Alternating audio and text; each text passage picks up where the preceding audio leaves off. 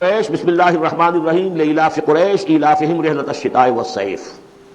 فليعبدوا رب هذا البيت الذي أطعمهم من جوع وآمنهم من خوف۔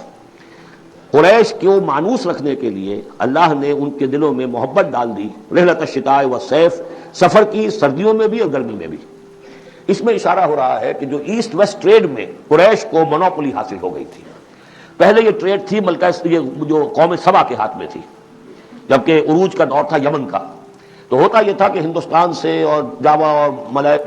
ملایا اور سماٹرا، بورنیو اور چین سے سارا جو سامان تجارت آتا تھا وہ یمن کے ساحل پر، کیونکہ نہر سویس تو تھی نہیں۔ اب ایک طرف وہ ہے فار ایسٹ، ایک طرف ہے یورپ، اور یورپ کو اور فار ایسٹ کو ملانے والے کوئی آبنائے نہیں ہے، پانی۔ اور وہ راستہ جو ہے round the Cape of Good Hope, وہ تو 1498 میں واسکو ڈی گاما نے تلاش کیا ہے، گویا کہ حضور کی بعثت کے بعد 800 برس بعد۔ اس وقت کیا شکل تھی کہ سارا یورپ کا سامان تجارت آیا تھا فلسطین کے ساحل پر، شام کے ساحل پر، اور یہاں سے سارا مال آ کر اترتا تھا یہ یمن کے ساحل پر۔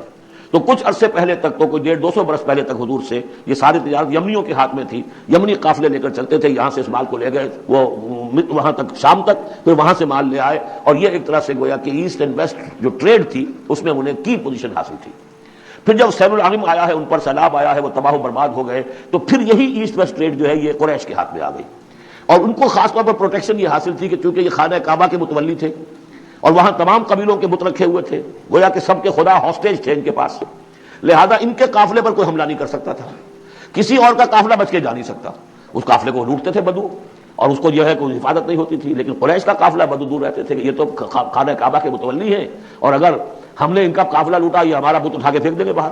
وہ خانہ کعبہ سے۔ اس لیے انہیں اس خانہ کعبہ کی وجہ سے وہ پوزیشن حاصل ہوئی کہ انہیں تمندری اور دولت مندی حاصل ہو گئی، اور پھر یہ ایسا کرتے تھے سردیوں کے زمانے میں یہ اپنا چکر لگاتے تھے یمن کا، اور گرمیوں کے زمانے میں جاتے تھے شام کی طرف، فلسطین کی طرف، کیونکہ وہ گرم علاقہ ہے تو وہ سردیوں میں، اور یہ چونکہ جو زیادہ ٹھنڈا علاقہ تھا وہ گرمیوں میں۔ لإلاف قریش، اس واسطے کہ مانوس رکھا قریش کو، الافہم رحلۃ الشتاء والصیف، ان کے دلوں میں وہ الاف سے مراد کیا ہے کہ سفر جو ہے ان کا جاڑے کا اور گرمی کا، اس سے ان کو گویا کہ مانوس کر دیا۔ فلیعبدوا رب ھذا البیت، پس انہیں بندگی کرنی چاہیے، پرستش کرنی چاہیے اس گھر کے مالک کی، اس گھر کے رب کی۔ انہوں نے یہاں لا کے 360 بت رکھ دیے ہیں،